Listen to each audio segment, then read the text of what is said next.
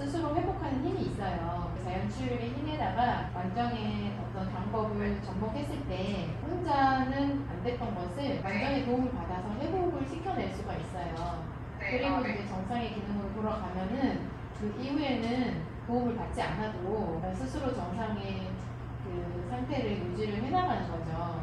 그래서 오랜 시간 동안 그것을 해오고 있는데 요즘은 엄마들이 이제 제가 2007년부터 계속 약이 좋지 않다고 외쳐오고 이랬다 보니까 많이 알려지고 홍보가 되어져서 최대한 약을 쓰지 않고 오시더라고요. 그래서 예전 같으면 약을 완전히 뭐 매일 엄청 많이 바르다가 하다가 끊으면 진짜 심한 케이스들이 많았었거든요.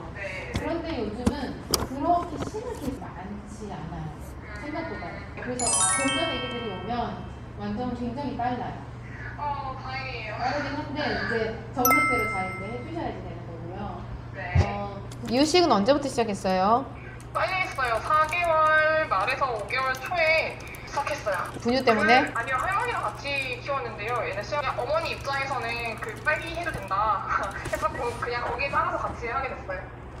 근데 아까 항이를 먹이고 있다고 했잖아요. 며칠째 안 먹였었다가 오늘 두드려 좀 실려 보여서요. 비상으로 받아온 거 한 번 먹였어요. 당분간은 항이를 먹이면서 이제 이러다가 이제 말 수도 있거든요. 아직까지는 좀 지켜보셔야 하고요. 두드러기는 뭘 해도 좀 조심스러워요. 하다못해 보습제 어떤 성분에도 두드러기가 더 심해질 수가 있고 두드러기가 예민하기 때문에 알레르기 반응이 두드러기 형태로 나타나는 거기 때문에 제 생각에는 아까 땀띠도 땀띠가 아닌 것 같아요. 이게 알러지, 바나나 알러지가 있었잖아요. 알러지가 있는 아이들은 일단 피부에 뭔가 올라오면 알레르기를 먼저 의심을 해봐야 돼요. 이유식이 제 생각엔 조금 늦게 들어갔어야 되지 않았을까라는 생각이 좀 들고요. 근데 이제 어쨌거나 뭔가에 대한 반응이 자꾸 올라오니까 알레르기가 올라오면 그것이 아토피가 될 수 있거든요.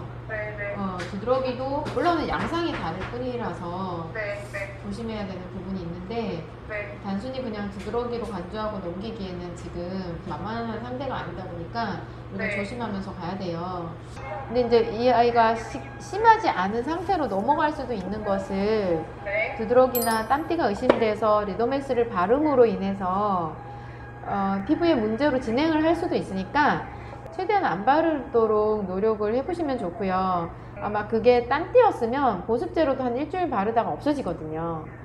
없어지지 않으면은 그게 문제인 거예요. 그리고 지금 이제 약으로 가라앉았는데 가라앉았다가 또 올라오니까 이거는 땀띠가 아니에요. 네, 그래서 그러니까 이제 바르는 스테로이드 있잖아요.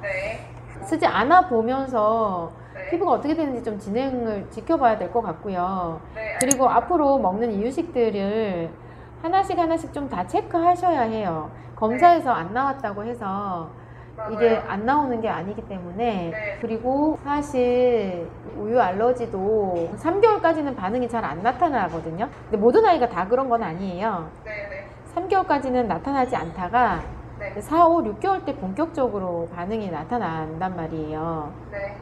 그래서 언니도 3개월까지는 괜찮았는데 올라온 게 이제 시작된 게 4개월이란 말이에요. 그래서 우유 알러지의 가능성도 있을 수는 있지만 지금으로서는 정확하진 않고 있다 해도 심하진 않아요. 왜냐하면 만약에 우유 알러지가 있다면 이 정도는 아니고 더 심할 거거든요. 더 심하게? 네, 지금 올라오는 건 우유 알러지는 막 심하지는 않거나 없거나 둘 중에 이제 하나일 것 같고요. 완전히 배제할 수는 없어요. 그거는 관리하면서 보면은 있다 없다를 찾아낼 수가 있어요. 지금 선생님 처음 다시 해야 될까요? 네. 쌀미움에서 좀 안전한 채소들 위주로 먼저 하나씩 늘려가시면 될 것 같아요. 의외로 바나나가 저희 아들도 바나나가 반응을 해가지고 애기들이 사실 바나나가 달기 때문에 되게 좋아하거든요. 근데 바나나가 반응하는 애는 그걸 본인이 본능적으로 알아요. 그래가지고 거부하더라고요, 우리 아이는. 그래서 나중에 이게 바나나 알러지가 있다는 걸 그때 알았거든요. 근데 먹성이 좋은 애들은 그냥 이제 잘 먹을 수 있죠. 근데 바나나도 의외로 반응하는데 저런 것들이 반응했을 정도면 다른 식품들도 하나씩 체크를 해보시는 게 지금이라도 늦지 않았어요.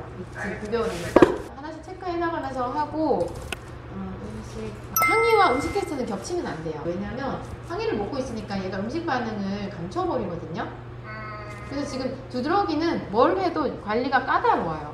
그래서 일반인이 혼자 하기에는 쉽지가 않아요. 그런데 하여간 그거는 뭐 나중에 결정하게 되면 그때 가서 고민을 해봐야 되는 부분인 것 같고, 지금 당장 할 수 있는 부분을 제가 설명을 드리는 거예요. 음식 반응은 테스트는 해야 되고요. 항의와 테스트는 겹치면 안 돼요. 네, 그러면 이유식을 중단하고 다시 시작해야겠네요. 네. 항의가 끝나고 나서 이유식을 다시 시작하든지, 네. 네, 그게 낫겠죠. 두드러기 원인을 찾아야 돼요.